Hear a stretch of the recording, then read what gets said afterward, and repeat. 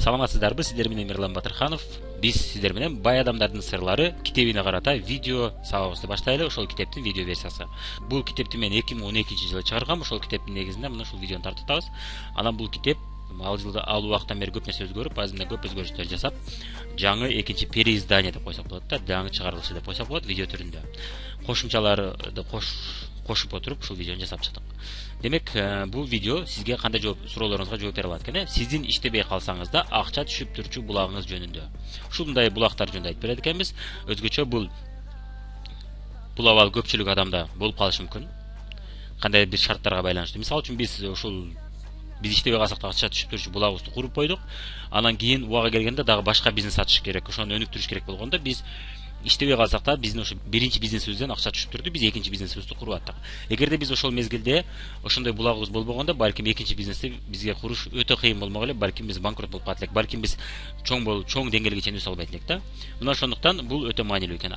Көпчүлүк адамдарда башка бизнес куруш үчүн болбосо дагы өзгөчө аялдарда декретке чыгыш керек болуп калат. Жакын адамдарыбыз өзгөчө мына ата-энебиз картайганда аларды караш керек болуп калат. Ошол мезгилде биз ошол убакта карай албай калат экенбиз, карасак акча түшпөй калат экен да. Ошол убакта кыйналып калбаш үчүн биз азыртан ошону куруп койсок болот экен. Жана кулдар жана кожоюндар деген тырмакчанын ичинде мына кулдар жана кожоюндар жөнүндө сөз көтөрөт экенбиз. Анан миңдеген ийгиликке жеткен адамдар колдонуп жаткан укмуш сонун шанс жөнүндө биз видеобуздун экинчи чоң разделинде көрүп кетет экенбиз. Бай адамдардын сырлары 1 деген видеобузду баштайбыз. Экинчи видеобуз бай адамдардын сырлары 2 дегенде ошол ийгиликке жеткен адамдар колдонуп жаткан укмуш сонун 0дон баштоого шанс жөнүндө сүйлөшүп кетет экенбиз. Эмнеге кимдир бирөө 8ден 5ке чейин, 8ден 6га чейин иштеш керек болот? Антип иштебесе акча түшпөй калат. Кимдир бирөө, эгерде ал адам өзүнүн ишин жакшы көрсө, өзүнүн жумушун жакшы көрсө, албетте бул сонун мүмкүнчүлүк. Бирок ал адам көпчүлүк адамдарды көрүп жүрөбүз, достордун арасында, тааныштардын арасында көп адамдарды көрүп жүрөбүз. Ненавижу работу дешет. Ишемби күнү келгенде кубанышат, мен ишемби келгенде кайгырам, тескерисинче жетишпей калдым ошойт деп. Бирок алар ишембини жакшы көрүшөт, кубанышат, дем алышты жакшы көрүшөт. Алар үчүн ишке баруу бул тозокко баргандай ушунчалык жаман нерсе да. Ушинтип жашаган адамдар толтура.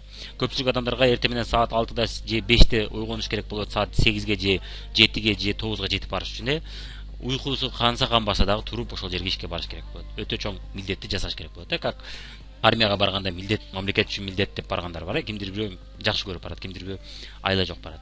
Дал ошондой баргандар, армияга баргандар толтура да жумушуна. Эмнеге көпчүлүк адам ошентип жашаш керек болот? Эмнегедир кимдир бирөө өзү каалаган убакта иштесе дагы ага акча түшүп турат. Мисалы үчүн өзү графикти өзү коет, Ошол жөнүндө да сүйлөшүп кетебиз. Эмнеге кимдир бирөө канча саат, качан иштеш керек, канча акча табыш керек, мунун баарын өзү чечет жана өзү пландаштырат. Ал эми кимдир бирөө өмүр бою жашаса дагы, 20 жыл, 30 жыл бою иштесе дагы өзү чече албайт. Булардын баарына биз жооп алып кетет экенбиз бул видеолорубузда. Негизинен акча табуунун 4 жолу бар экен. Мен бул ушул сыр жөнүндө билгенимде, мен бир адам аркылуу билгем, кийин китептен толугураак окуп, толугураак маалымат алып, толугураак билип алдым. Ушул адамдан бир убакта ушул сырды, байлардын сырын билип алганыма азырга чейин ыраазымын да. Азырга чейин мен издеп жүргөн нерсеге түрттү жана жол ачып берди да. Мен илгери окууну бүтүп атканда чет өлкөгө барып, 2 түрдүү жашоону көргөм да. 2 түрдүү. Бирөөсү менин кесиптештерим, экинчиси такыр башка тармак. Экөөсүн көрсөм, бирөөсү чектелүү жашоодо, өзү чече албайт көп нерсени. Жанагы клетканын ичинде жашагандай да. Өзү эч нерсени чече албайт. Көптөгөн максаттарына кыялданып коюп жүрөт, бирок жете албайт. Ал эми экинчи башкача жашоодо жашаган адамдар өздөрү план коюп, өздөрү ошол планга аракет кылып, ошол планды ишке ашырышат дагы. Өздөрүнүн эңсеген нерселерине жетип алышат. Такыр башка жашоодо. Мына бул жерде көпчүлүк притчаларда айтылып кетет. Бүркүт менен тооктой да. Бүркүт өзү нанын таап жейт, өзү каалаган жерде учат. Ал эми тоок болсо клетканын ичинде жашайт. Дал ошондой 2 түрдүү жашоону көрдүм да. Азыр ушул жөнүндө көрүп кетели, сүйлөшүп кетели. Мына негизинен адамдардын 80% акчанын, эркиндиктин жана бош убакыттын, деги эле убакыттын 20%-на гана ээ болушат экен. Бул мына сол жакта сүрөттөгү сол жактагы адамдар. Адамдардын 20% болсо акча, эркиндик, убакыттын 80%-на кожоюн болушат экен. Ал эми бул жакта сол жактагы 80% адамдар 20 гана пайызына ээ болушат экен. Калганына ээ эмес экен да. Акчанын, эркиндиктин, бийликтин, убакыттын. Сол жак жана оң жакта атабыз, Сол жактагылар мына. Алар өздөрү чече албайт экен. Алар клеткада жашагандай жашайт экен. Бул орто класс жана кедей класс. Жана ошондой эле бай класс менен орто класстын азыраак бөлүгү. Бул оң жакта экен. Булардын айырмасы эмнеде? Булардын айырмасы болгон ой жүгүртүүдө экен, жана алардын жасаган ишинде экен да. Алардын тармагында экен. Эми бул жерде биз адилетсиз же адилеттүү деп экөөнүн тең туура көрсөк болот. Адилетсиз болгон учуру бул эгер ал адамдар билбесе, кайсы тарапта жүргөнүн, оң жакка өтсө болорун билбесе, анда бул адилетсиз. Мындай адамдар толтура. Көрүп эле жүрөбүз. Бирок ушундай, турмуш ушундай экен, адилетсиз экен да. Экинчи жагынан адилеттүү. Ушуну билген, ушуну билип жүрүп, өз жашоосун оңдогонго, өзгөртпөгөнгө аракет кылып, дагы деле сол жакта акчанын кулу, убакыттын кулу, жумуштун кулу болуп жүргөндөр толтура. Билип туруп ошол жолду тандап, ошол жолдо жүргөндөр бар. Анда бул адилеттүү, демек ал адам өзү тандады да. Ошол жакта мен ушул сырды билип алганда аябай чоң ыраазы болдум ошого. Анан өзүмдүн көз карашымды өзгөрүүлөр жасадым. Эми бул толук эмес, бул мына сизге башында түшүнүп алыш үчүн да, мына сол жактагылар, оң жактагылар. Биз ушул эки группа жөнүндө сүйлөшөбүз. Эки группанын ой жүгүртүүнүн айырмасы бар жөнүндө.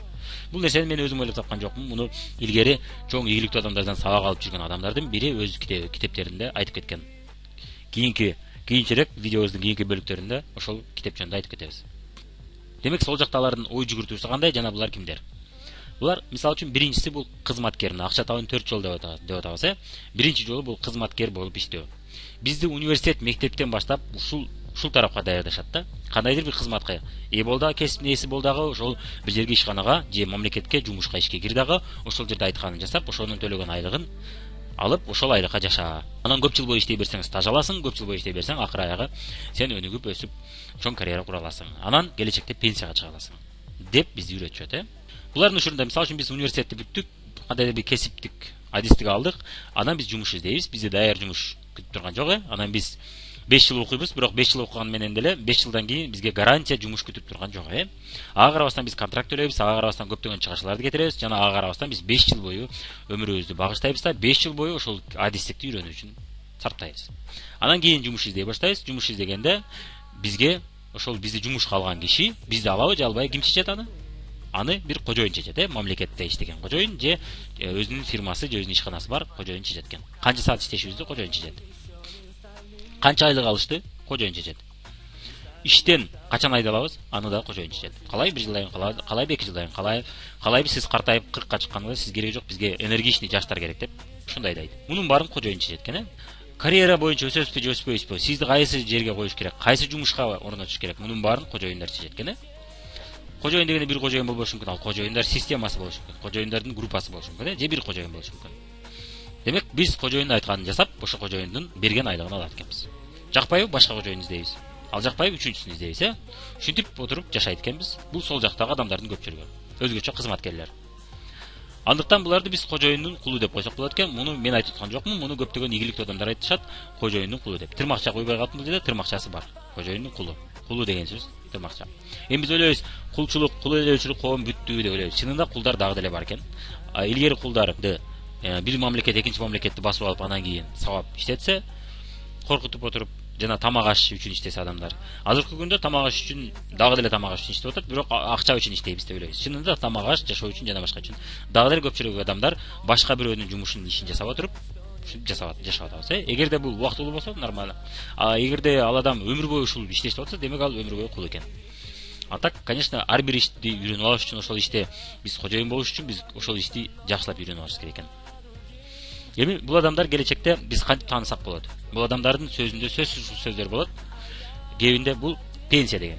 Зато мен келечекте пенсияга чыгам деп өздөрү мындай успокоить этишет экен. Зато мен стаж алып атам деп айтышат. Гарантияда айлык, гарантия мына 1 ай иштейм, ол кожоюндун ишкердин иши болобу мага баары айлык төлөйт. Кантип төлөйт, ол проблема, зато мага гарантия акча түшүп турат дейт. Карьера курам мен, келечекте бул жерде бул карьера курса болот, бул перспективный компания, мен бул жерде иштесем чоң карьера кура алам деп айтышат. Командировочныйлар беришет. Мен кээбилер сурашат, мен чет өлкөдө же башка шаарларда бизнес куруп жүрсөм, мени сурашат, силерге командировочный төлөйбү дейт. Жок, командировочный төлөбөйт, бул менин өзүмдүн бизнесимде десе. Кандай ондо десе, мен муну иштебей элем анда дейт. Айлык төлөйбүз деген жок, менде айлык жок, мен содага жараша түшөт десем. Анда мен тем более иштебей элем деп. Бул адамдар ушундай ой жүгүртүүдө жашайт экен да. Эми кулдун мышлениеси ушундай болот да. Кул башкача ойлой албайт ал. Ал бирөөдүн бергенине ошого гана ыраазы болот экен да. Бирөөдүн бергенине. Өзү нан табышка анча кызыга бербейт экен. Эми булардын тапкан айлыгы кандай болот? Айталы 2 жыл иштеди, $200. Бул эми мисал. Кимдир бирөө $300, кимдир бирөө $100, кимдир бирөө 2000 сом алат. Негизинен мен орточо мисал катары келтирип атам. 2 жыл иштеди, 2 жыл бою мунун айлыгы $200 болду. Анан стаж алып 4 жыл иштеди, 4 жылда уже стажы чоңойду. Ага ишкана же мамлекетпи $300 көбүрөөк стаж үчүн кошо баштайт. 6 жыл иштеди, $500. 10 жыл иштеди, ал уже мындай опытный, чоң тажрыйбалуу, чоң күчтүү адис деп ага $700 же $1000 төлөшөт, же $500 ар ишканада ар кандай. Бирок ага карабастан алар ойлойт, мына мен жылдан жылга көп акчам, айлыгым, стажым кошулуп келатат. Мен дагы көбүрөөк иштесем, дагы көбүрөөк стаж кошулат, дагы айлык кошулат деп ишенишет. Чынында инфляция алардын айлыгын дагы да жеп аткан болот. Мына эстеп көрөлү, 10 жыл мурунбу же 5 жыл мурун эт канча сом турат эле, нан канча сом турат эле, транспорт канча турат эле, бензин канча турат эле. Мунун баары көпчүлүк учурда өсүп кеткен болот баасы. Көпчүлүк учурда да жашоо мурункудан кымбаттап калган болот. Андыктан ал айлыкка иштеп аткан адам ойлойт, мен дагы шеф же кожоюм мага кошуп берди деп ойлойт. Чынында инфляция жеп койгон болот анын акчасын. Дагы деле мурункудай жашап жүрө берген болот. Айырмасы болот, бирок өтө чоң айырмасы болбойт экен да. Бираз айырма болуп турат экен. Ошол эле учурда үй бүлөлүк чыгашалар жылдан жылга көбөйө берет экен. Бул кандайча? Башында сиз үй бүлөңүз бар дейле 2 киши жашашыңыздар керек болот. Өзүңүздөрдү багышыңыздар керек болот. 2 киши. Же 1 киши 2 кишини багыш керек болот. Анан бала пайда болот. Бала пайда болгондо же үй бүлө пайда болгондо балдар көбөйгөн сайын чыгашалар көбөйө баштайт. 2 адамдын чыгашасы башка, 4 адамдын чыгашасы башка. Анан ал балдар чоңойгон сайын алар мурункудан көбүрөөк сурай баштайт, мурункудан көп талап кыла баштайт. Мисалы үчүн кичинекей жаш балага оюнчук болсо, тамак аш болсо, жылуу болсо болду, кийим болсо болду. Ал жаш бала чоңойгон сайын башка чыгашалар көбөйө баштайт. Демек үй бүлөлүк чыгашалар барган сайын өсө баштайт экен. Алар эч качан азайбайт экен, алар барган сайын көбөйөт экен. Андыктан иштеп аткан, айлыкка иштеп аткан адам ойлойт, мен мурункудан жакшы жашап калдым дейт. Же айлык ушунча таап атам, бирок эч жетпей атат дейт. Неге? Инфляция жеп атат биринчиден, экинчиден үй бүлөлүк чыгаша көбүрөөк жеп атат. Мисалы үчүн сиздин 5 жашар балаңыз менен айталы 15 жашар балаңыз 2 башка чыгашаны талап кылат. Ал эми студент балаңыз андан да көп чыгашаны талап кылат. Анткени ал башкача кийиниш керек. Ал колунда көптөгөн нерсе болуш керек болот, Билим үчүн контракт жана башкалар кымбат турат. Андыктан бул адамдардын жашоосу көп деле өзгөрбөйт экен. Болжол менен ошол эле деңгээлде жүрө берет экен көпчүлүк учурда. Же жакшыраак жашайм десе, ал адам кошумча иш кылыш керек болот. Эки жерде иштеш керек болот, же кошумча бизнес жасаш керек болот, кошумча ишкерчилик. Мындай адамдарды көрүп жүрөбүз.